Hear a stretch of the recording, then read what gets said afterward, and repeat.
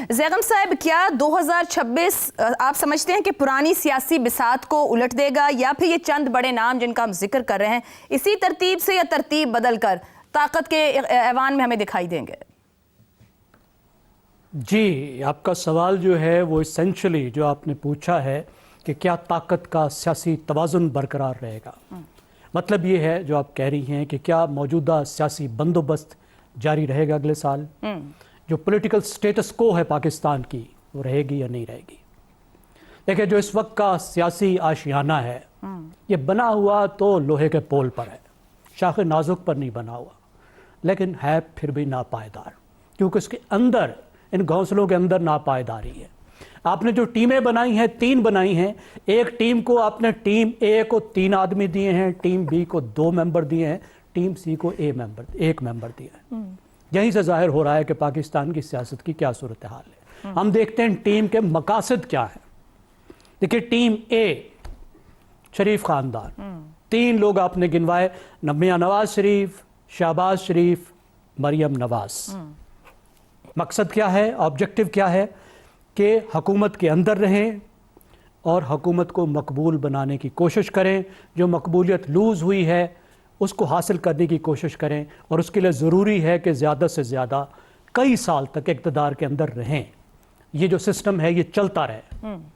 दूसरा मकसद क्या है कि मरियम नवाज शरीफ की जगह ले सकें, जिसको कहते हैं मौरूसी इंतकाल इक़्तिदार, डायनेस्टिक ट्रांसफ़र ऑफ पावर।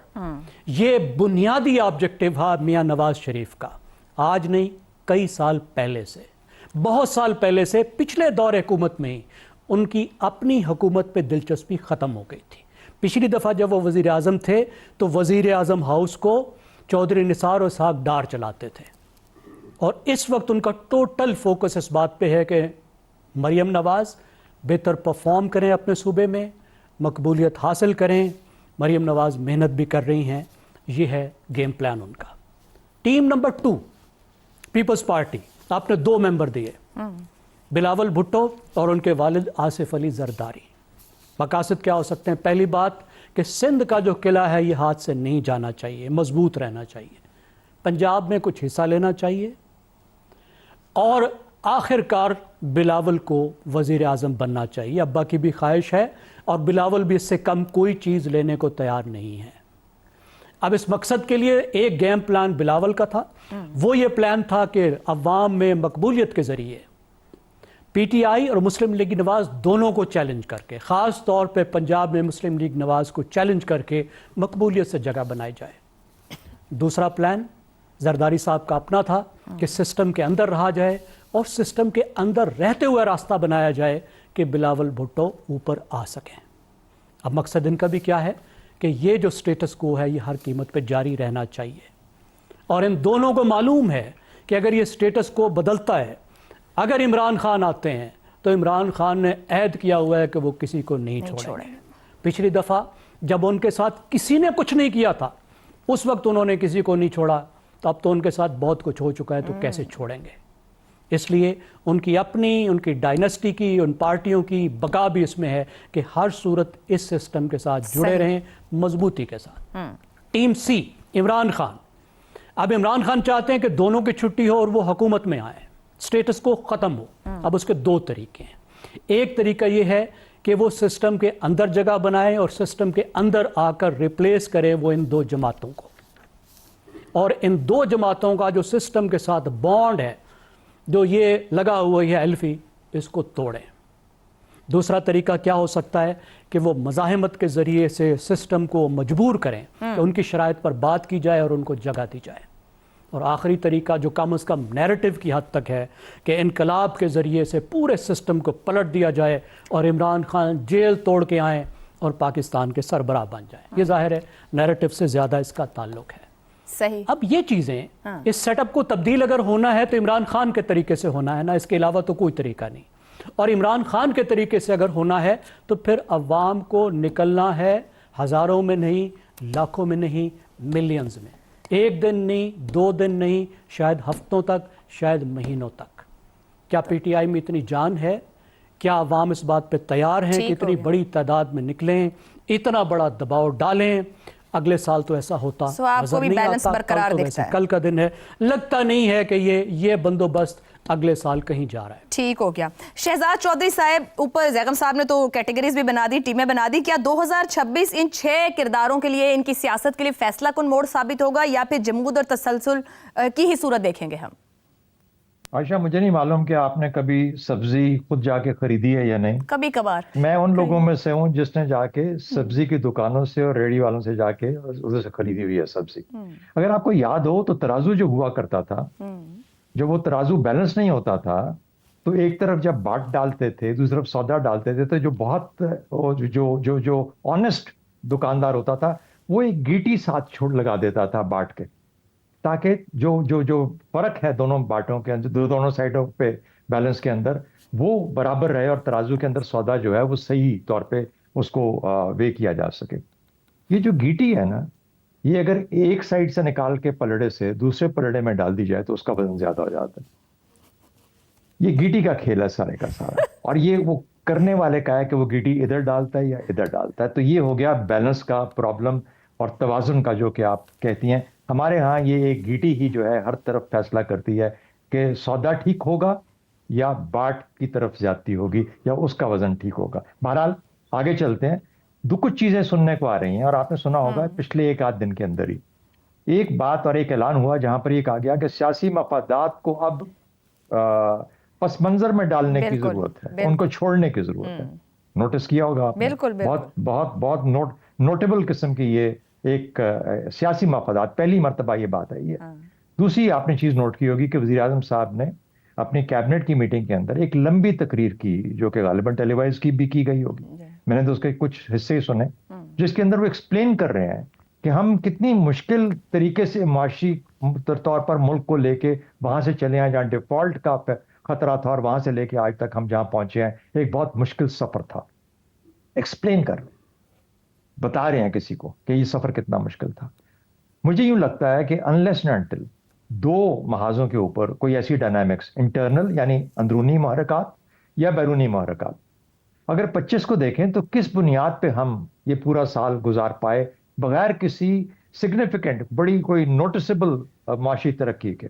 हम कहते हैं छोटे छोटे इंक्रीमेंट्स, तब्दीलियां आमतौर पे ऐसी हुआ करती हैं मईशत के अंदर, इससे बेहतर भी किया जा सकता था, लेकिन उसकी बुनियाद थी वो जो मई के अंदर जंग हुई इंडिया के साथ, वो बैरूनी महरकात थे। तो अंदरूनी महरकात में तो मुझे कोई तब्दीली नजर नहीं आती, क्योंकि इस वक्त जो जो जो जो जो निज़ाम कायम है उसको बनाया ही इस तरीके से गया है कि ये अपना काम कर सके और कोई डिलीवर करे। यानी बाकी और जो पॉसिबिलिटीज थी उनके अंदर वो कैपेसिटी या वो वुसअत ही नहीं देखी गई उनके अंदर कि ये शायद वो डिलीवर कर सकते हैं जिसकी जरूरत है पाकिस्तान को। लेकिन इनके साथ ये जो निज़ाम है, जो हुकूमत में इस वक्त बैठे हैं, उनके से ख्याल ये था कि ये डिलीवर कर पाएंगे, तो वो एक इसलिए उनका इम्तिहान ज्यादा है। अब क्या 2026 में, चूंकि आपका सवाल 2026 के बारे में है, अंदरूनी महरकात में तब्दीली आने की गुंजाइश है? मुझे नहीं लगता, बिल्कुल भी नहीं है। और ज़ैगम साहब ने बहुत खूबी से उसको बयान कर दिया कि कहाँ पर कितनी किसकी मुश्किलात हैं और किस तरह किसके स्टेक्स हैं किस जगह के ऊपर। बैरूनी महरकात के बारे में अलबत्ता कुछ नहीं कहा जा सकता। बैरूनी महरकात ऐसे हैं कि अगर उसमें से एक दफा फिर से मुल्क को गुजरना पड़ा है तो हो सकता है कि उसके असरात या उसका जो पूरे का पूरा जो वॉर्टेक्स होगा वो इतना मजबूत हो कि वो तमाम मामलात को दबा दे जो बाकी मामलात हैं। जिस तरह मईशत के ऊपर मई के महीने के वाकयात ने 2025 में उनको दबाया। और अगर नहीं होता, बैरूनी भी नहीं है अंदरूनी भी नहीं है, फिर सिर्फ एक ही इम्तिहान होगा, एक ही तराजू पर चीज तोली जाएगी और वो मईशत होगी। और मईशत में इनकलाबी तब्दीलियां लानी पड़ेंगी। ये जो बतदरीज इंक्रीमेंटल किस्म की चीजें हैं, इससे फर्क नहीं पड़ेगा। अच्छा, आप इनकलाबी तब्दीलियां एकदम से रिजल्ट देती भी नहीं है, ना हो सकती हैं मईशत के अंदर खास तौर पर, लेकिन एक ब्लूप्रिंट तो बनाया जा सकता है। और ब्लूप्रिंट इस किस्म का जो कि हवाई ना हो, जिस हम कल परसों कह रहे थे कि क्रिप्टो, एआई फलाना, उस तरह का जो कि जमीनी हकायक से जुड़ा हुआ हो और ये बताए कि पाकिस्तान की जो इस वक्त की जो मईशत है इसके अंदर ग्रोथ किस तरीके से आ सकती है। जब तक हम उस लेवल पे नहीं पहुंचेंगे कि जब क्रिप्टो और एआई वगैरह कोई फैक्टर बन जाएंगे, जो कि शायद आज से 10-15 साल के बाद हो, तो मुझे यूं लगता है कि मईशत के ऊपर जाके मईशत को तोलना पड़ेगा اور وہ اگر خدا نہ خواستہ اس میں ہم بہت برے طریقے سے فیل ہوئے تو پھر کچھ بھی نہیں کہا جا سکتا کہ وہ گیٹی ادھر سے ادھر شفٹ نہ ہو جائے اس پارٹ میں. ٹھیک ہو گیا. رضا رومی صاحب, شہزاد صاحب کی گفتگو سے ہی دو باتیں میرے ذہن میں, ایک تو اسی سٹیٹمنٹ کا ذکر کہ سیاسی مفادات کو پس پشت رکھ کے یا پیچھے رکھ کر آگے بڑھنے کی ضرورت ہے, جو گیٹی کا کردار اور وزن ہے, آپ کے خیال میں یہ جو ہم جن شخصیات پر بات کر رہے ہیں جو اس وقت سیاست کو لے کر چل رہی ہیں ملک, یہ سمجھ رہے ہیں حالات اور صورتحال کہاں ہیں, کیا ڈیلیور کر پائیں گے 2026 میں, یا یہ سمجھ رہے ہیں کہ ان کا رول سیاست میں ختم ہو رہا ہے اگر سیاسی مفادات ہی اوپر رہے تو؟ عائشہ, واقعہ یوں ہے کہ کافی کچھ کہا گیا ہے اور میں اتفاق کرتا ہوں باقی بھی جو آراء ہیں. دیکھیے, یہ 2025 جو تھا وہ ہائیبریڈ نظام کی کنسولیڈیشن اور اس کے مزید مستحکم ہونے کا سال تھا, اور اس میں ہر طریقے سے آئینی, قانونی اور سفارتی محاذ پہ جو کچھ ہوا اس سے تقویت ملی اس موجودہ نظام کو. اب 2026 کے شروع میں تو یوں لگ رہا ہے کہ یہ بالکل مضبوط ہے, کیونکہ اس وقت ایک کو ڈیپینڈنس بھی ہے. جو موجودہ سیاسی پارٹیاں اقتدار میں ہیں اور اسٹیبلشمنٹ, وہ آپس میں ایک دوسرے کے یوں سمجھیے سہارا بنے ہوئے ہیں, اور اسی طرح سے یہ ہائیبریڈ سسٹم یا ون پیج جو بھی اس کے مختلف نام اور اشکال جو ہیں وہ ان کا ذکر کیا جاتا ہے, تو وہ تو بہت مضبوط ہے, اور ان میں کوئی سر دست تبدیلی کا امکان کم از کم اس سال تو مشکل ہی لگتا ہے. اور یہ کیونکہ یہ جس طریقے سے اس کو مینج کیا گیا ہے اور اس کی بساط بچھائی گئی ہے, اس میں اب کوئی گنجائش نہیں کہ کوئی بھی ایک انٹرنل پولیٹیکل یا کوئی ادارہ جاتی مفاد جو ہے وہ آگے آ کے اس نظام کو تہوالہ کر دے. مگر مسئلہ یہ ہے کہ پاکستان کی جو تاریخ بھی رہی ہے, اور آج بھی کوئی مختلف نہیں, تاریخی حال کا جو ہے وہ آئینہ ہوتی ہے, تو اس میں سیاسی عدم استحکام جو ہے وہ مکمل طور کے اوپر اس کا کچھ نہیں کر سکے. اور اس کی ایک بنیادی وجہ یہ ہے کہ ملک کو اس وقت افہام و تفہیم اور ریکنسیلیشن کی ضرورت ہے. ایک بڑی سیاسی پارٹی جو کہ سمجھتی ہے کہ وہ دیوار سے لگی ہے, اس کا سربراہ جیل میں ہے وغیرہ وغیرہ, آپ سب کے علم میں ہے کہ ان کے کیا تحفظات اور کمپلینٹس ہیں, تو جب تک ان کو ایک سیاسی دھارے میں شامل نہیں کیا جاتا تو سسٹم انہیرنٹلی جو ہے وہ ایک انسٹیبلٹی کا باعث رہے گی. اور یہی وجہ ہے کہ وہ ان کی یہی خواہش ہے جس کا بھی ذکر ہوا کہ لاکھوں لوگوں کا سمندر نکلے اور وہ اس سسٹم کو شکست دے دے, جو کہ جس کا بھی کہ امکان نہیں. مگر یہاں پر 3-4 فیکٹرز ایسے ہیں جس کا کہ آلریڈی اشارہ کر دیا پہلی جو شہزاد صاحب بات کر رہے تھے, کہ دیکھیے جو معیشت اور معاشی جو اس وقت سچویشن ہے عام لوگوں کی, جس کا ہم ذکر بار بار کرتے ہیں کہ تقریباً 45% لوگ غربت کی لکیر سے نیچے ہیں اور 22% سے زائد لوگ بے روزگار ہیں, ان میں سے اکثریت نوجوانوں کی ہے. تو اس کا بھی تو کچھ کرنا ہوگا. کیا اس سال میں کچھ کر پائیں گے؟ اگر IMF کا پروگرام امپلیمنٹ آپ کرتے ہیں تو وہ اس سے جو شرح ترقی ہے وہ گر جاتی ہے اور معاشی ترقی نہیں ہوتی.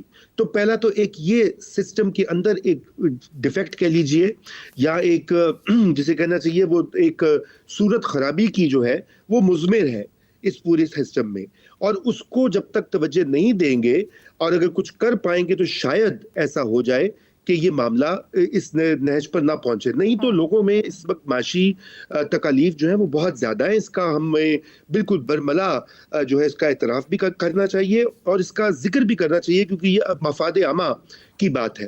دوسری چیز جو بیرونی جو فیکٹرز ہوتے ہیں, جیسے پاکستان کی جنگ ہوئی مئی میں, اور اگر فرض کیجئے اگر پاکستان مئی کی جو جنگ ہے اس میں اس طرح کی کامیابی نہ کر پاتا خدا نہ خواستہ, تو صورتحال آج بالکل یکسر مختلف ہوتی, ہم کچھ اور بات کر رہے ہوتے. لیکن کیا 2026 میں خدا نہ خواستہ کوئی ایسا موڑ یا موقع آیا کہ ہندوستان کی جنگ ہو یا پاکستان کی دیگر انگیجمنٹس جو اس وقت دنیا میں پھیل رہی ہیں وہاں پہ کچھ ہوتا ہے تو پھر اس کے مضمرات بھی ہو سکتے ہیں. آپ نے چونکہ سال کا ہی پوچھا ہے تو میں اسی حوالے سے بات کر رہا ہوں. اور تیسری چیز یہ ہے کہ جو پاکستان تحریک انصاف کی طرف سے جو ابھی تک تو ان کا مزاحمتی بیانیہ ہی ہے اور سوشل میڈیا پہ گالی گلوچ ہی ایک ذریعہ ہے جس سے وہ سمجھتے ہیں کہ انقلاب آ جائے گا. اگر واقعی ہی وہ لوگوں کو موبلائز کر سکتے ہیں سال میں تو وہ پھر ایک تھریٹ تو ہوگا سسٹم کے لیے. یہ تینوں چیزیں اس وقت یوں لگ رہا ہے کہ یہ نہیں ہے, اور یہ سبھی جو ہے اسی طرح سے یہ معاملہ چلے گا. اور میں آپ کو یہ بھی ایک بات کہہ دوں, آپ نے چونکہ انڈیویجولز کی بات کہی ہے تو اس میں بالکل مریم نواز شریف کی جو کارکردگی کا یہ 2025 ایک پیمانہ تھا جس سے یہ دیکھنا تھا کہ پہلی بار منتخب وزیر اعلیٰ جو ہے وہ کس طرح سے پرفارم کرتی ہیں. تو میں سمجھتا ہوں کہ اپنے تمام تر نامساعد حالات, فارم 47 والی جو سایہ ہے, اس کے باوجود مریم نواز نے شاندار کارکردگی کا مظاہرہ کیا ہے. آپ باقی وزرائے اعلیٰ اور صوبوں سے کمپیئر کر لیجئے, اور ایک ماڈل انہوں نے ایسا پیش کیا ہے کہ اب سندھ والے جو ہیں وہ بھی غصہ کرتے ہیں, کے پی والے تو خود پہنچ گئے تھے چیک کرنے کے لیے کہ واقعی یہاں پہ ڈیولپمنٹ ہوئی ہے کہ نہیں ہوئی, صفائی ہوئی ہے کہ نہیں ہوئی, تو انہوں نے دیکھ کر اعتراف بھی کر لیا. چلیں اچھا ہے, کمپٹیشن کا آغاز ہو جائے تو برا نہیں ہے, عوام کا بھلا ہوگا. سبھی کہہ رہے ہیں کہ توازن برقرار رہے گا, مگر معاشی فرنٹ پر یا عالمی سطح پر یا ہمسایوں سے کوئی بھی معاملہ کسی بھی طرح کی کسی بھی تبدیلی کی طرف, غیر متوقع تبدیلی کی طرف لے جا سکتا ہے.